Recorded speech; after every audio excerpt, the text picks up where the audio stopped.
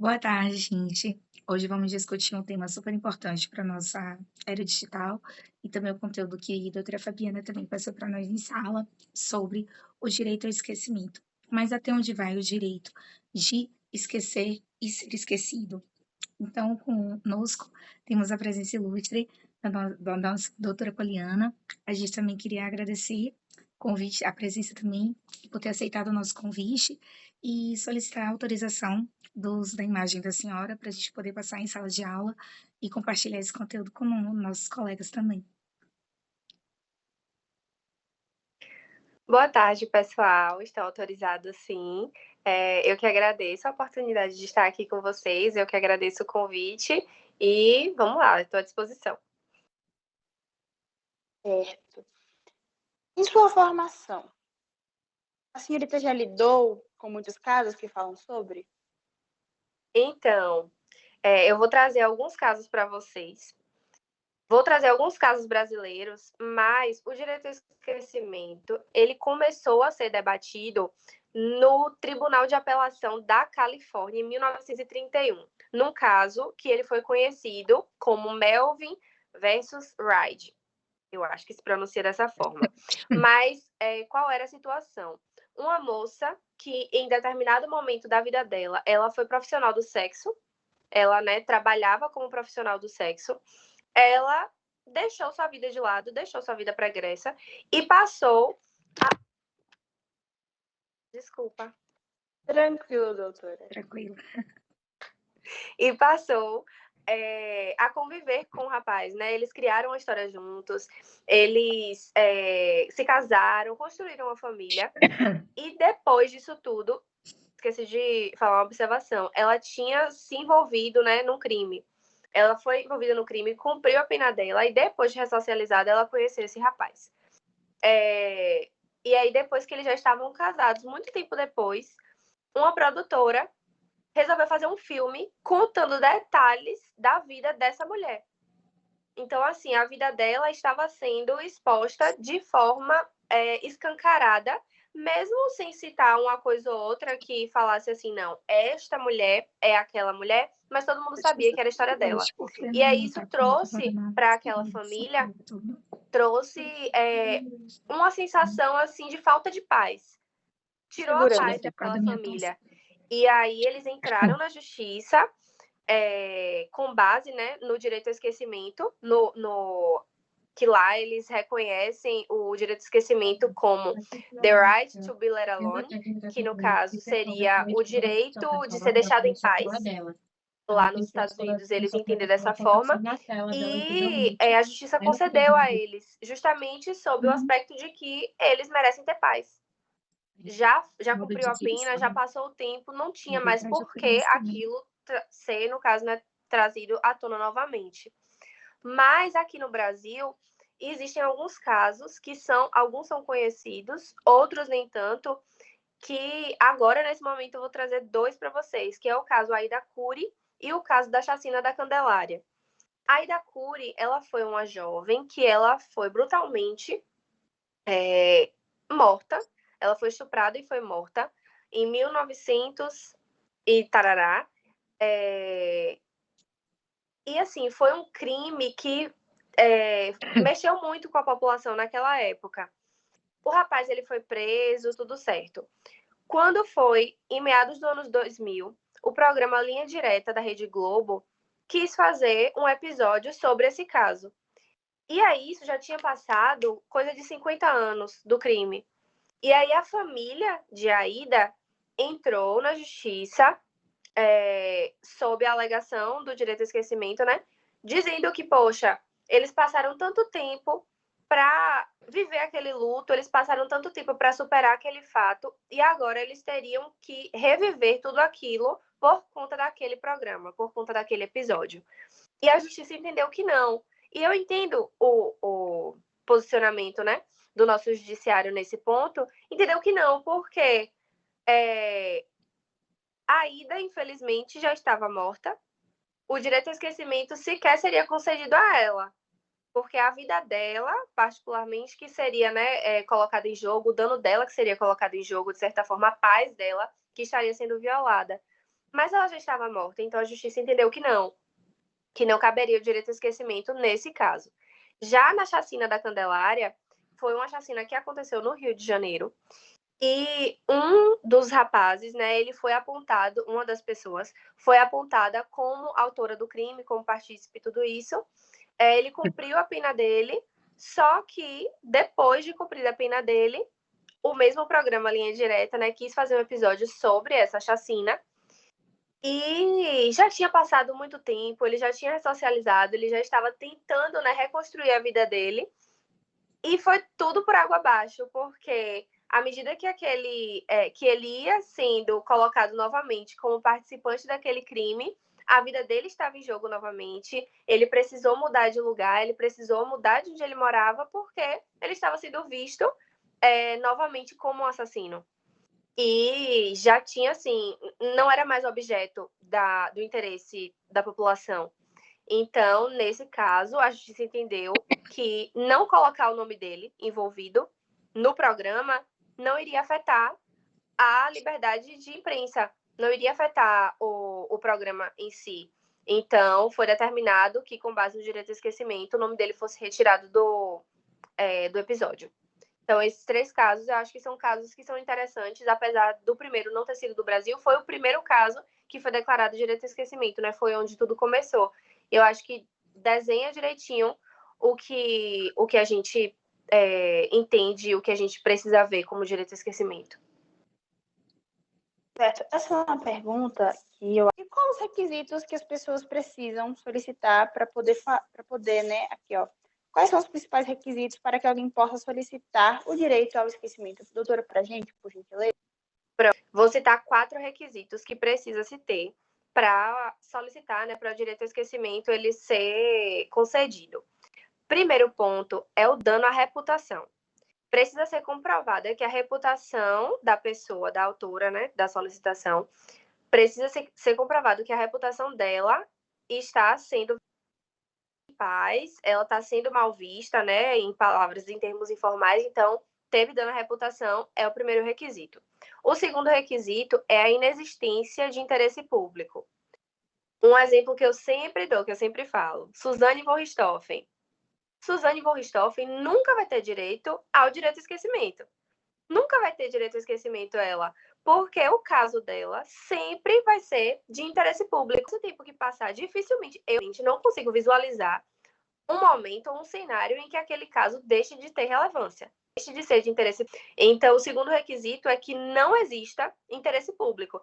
Pode ter um momento, mas naquele momento em que foi solicitado o direito ao esquecimento, não existe mais interesse público. Então, requisito. O terceiro é o lapso temporal.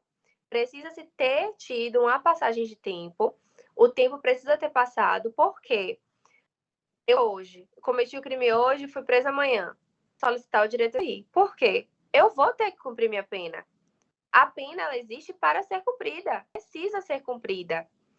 O direito de esquecimento, discussão, a partir do momento que eu terminei de cumprir minha pena, já fui ressocializada, e não é que eu vou seguir a minha vida se os meios de comunicação, se as pessoas não me cumprir a minha vida. Então, o direito de esquecimento entra em discussão nesse contexto, nesse momento. Então, o tempo, ele precisa passar. Precisa se ter um lapso temporal entre uma coisa para que se a socialização ela aconteceu. E o quarto requisito é o impacto à vida. Um caso que eu trouxe no meu TCC, que seria o objeto central, né, de discussão, mas acabou que eu fui por outros lados, é o caso de Cleudinei Cristiane. Cristiane foi também morta, ela foi assassinada, ela desapareceu e no outro dia ela foi encontrada por onças, mas ela já tinha tido uma relação com Cleudinei. E o que aconteceu? Cleudinei foi o principal suspeito, o namorado dela, tudo isso. Só que, para além de tudo isso, existe o agravante que ele, à época, assessor de parlamentar. Então, tem gente que fala que a justiça passou pano por causa disso. A justiça passou a mão na cabeça porque ele é... Só que, na verdade, não existia nenhuma prova sólida, nada de concreto que dissesse, não, Cleudinei pode ter tido o dedo dele ali naquele assassinato. Não tinha. Só que algumas reportagens foram lançadas, foram publicadas, alguns artigos da rede social, né, foi publicado trazendo Cleudinei como um dos participantes, sendo que pela justiça ele já tinha sido até absolvido, já que não tinha nenhuma prova, não tinha nada que dissesse ele. Desde 1992, se não me falha a memória, ele não conseguiu mais emprego, porque todos os empregos que ele procurava, quando as pessoas procuravam pelo encontrava associado ao crime, isso aí. Não pode existir esse pensamento, porque, principalmente no século XXI, em 2024, quando 90% da nossa vida é controlada e é em internet. Então, é praticamente uma extensão da nossa vida pessoal, aquilo ali. Mas o direito ao esquecimento, ele se aplica na internet, ele se mostra na era digital, mais específica, com a remoção de publicações, a remoção de notícias em plataformas de busca e mecanismos de busca, como o Google, por exemplo.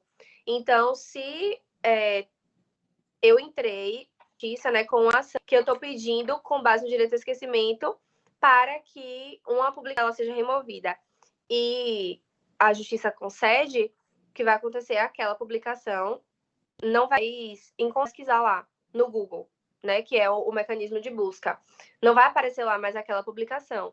Então, de forma direta, de forma específica, o direito ao esquecimento se mostra mais, né, ele se aplica mais dessa forma, de forma palpável, assim, com a remoção mesmo dessas publicações em plataformas. Certo.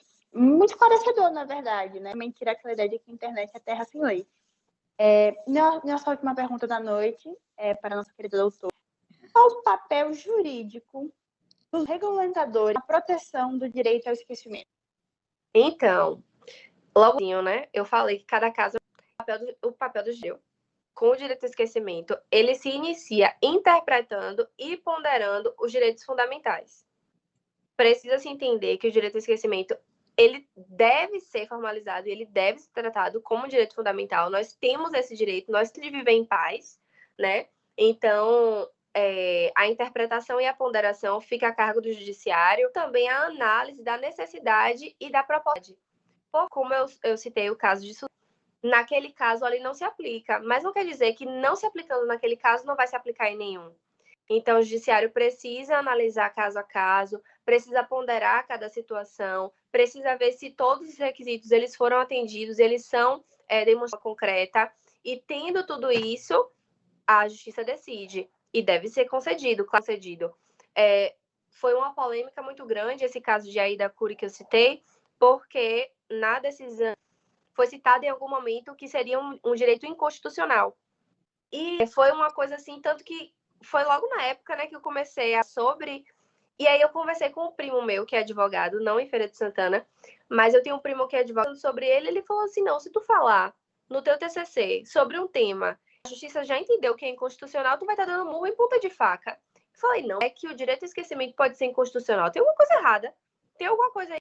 Eu me perdi no meio do caminho, né? E aí eu fui ver que, de fato, existem pessoas que entendem que ele é constitucional, com base na questão da censura, que eu falei tudo isso, também por uma sensação de que vai ser generalizado. Vai ser um direito que vai ser visto de forma genérica, que vai ser aplicado à torta direita, que vai tirar os presos de dentro dos presídios, e não é isso.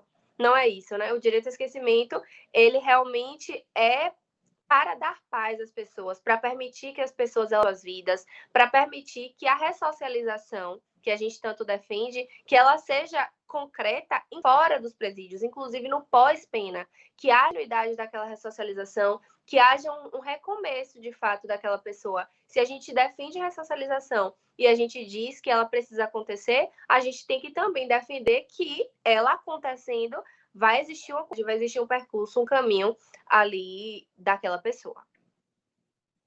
Certo, doutora. Obrigado pela participação com relação ao nosso tema. Obrigada pela entrevista maravilhosa que a senhorita nos prestigiou com sua... E obrigada tão sucinta e precisa com relação ao tema.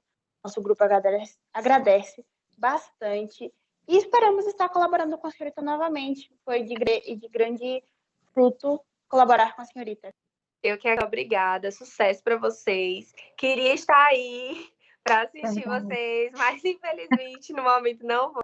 Eu tô sendo Não, muito obrigada também, né, pela oportunidade de estar aqui conversando com vocês. Foi um prazer para mim. É um tema que é muito caro para mim e eu tenho um carinho particular. Assim, foi uma pesquisa, foi muito feliz. Fui muito feliz pesquisando sobre isso. Então, assim, eu espero que seja um tema que, apesar de não ser tão falado e não ser tão debatido, que ele seja apaixonante. Já está, interessante, sim, de se falar. já está sim, a gente conseguiu Sim, elucidar assim, várias questões voltadas sim. justamente o que é a questão da privacidade, esses princípios fundamentais, como a gente estuda, né, na letra de lei, liberdade humana, mas a gente não sabe exatamente qual direito está se falando. E isso é uma coisa que está prevista, como a doutora comentou. Não está, nunca teve tão em voga, né, situações de casos assim, esses assassinos, né, artistas não famosos, basicamente, não tem como realmente o passado deles, eles deixam um legado para o crime, de fato, porque mancharam ali, eu acho que a própria geração deles, né? A filha Stoff, como é que ela vai ser chamada na escola? A gente nem imagina, né? Não Como sei se ela pode ter filha. é. Tenho minhas pequenas dúvidas. É, tirando o humor sátiro de lado, mais uma vez agradecida, doutora. Espero de Obrigada. coração colaborar outras vezes com outros temas. Não que esse não tenha sido excepcional, despertou muitas dúvidas, gerou várias respostas e ainda há muito que se trabalhar. Obrigado de coração. Também quero agradecer a professora por nos esse encontro e poder estar trabalhando com a senhorita. É algo gratificante. Acredito que para a nossa equipe e talvez para a senhorita, já que é um tema que lhe prestigia muito, é muito bom falar sobre esta área do direito. Sim, sim, sim. Eu só vou finalizar aqui trazendo uma frase, né, que me marcou muito construindo o meu trabalho, que Francisco Carnelucci, ele diz que um fato é um pedaço de história. E a história é a estrada que correm do nascimento à morte, os homens e a humanidade. Um pedaço de estrada, portanto, mas da estrada que se fez, não da estrada que se pode fazer. Então, que a gente né, essa frase, esse trecho dessa fala de Carnelucci como uma verdade mesmo e um lema de vida, né? Nós temos uma estrada a percorrer. A gente não anula o que se fez, mas ela não vai definir o que se pode fazer. Verídico. Belo e verídico. Mais uma vez, muito obrigada. Eu vou estar encerrando a chamada, porque... E tenham uma boa noite. Para quem está vendo esse vídeo, provavelmente vai estar aqui. Adotou tanto tempo que a gente foi resolver isso aqui, ó, muito tarde, galera. Então é isso, um beijo para todo mundo. O professor demorou muito para fazer esse trabalho, você não sabe o que foi isso aqui. Talvez cortem isso na gravação, senão eu vou falar que foi censura e não merecimento. Mas enfim, piadas à parte. Obrigada, pessoal, pela colaboração e boa noite. Boa noite.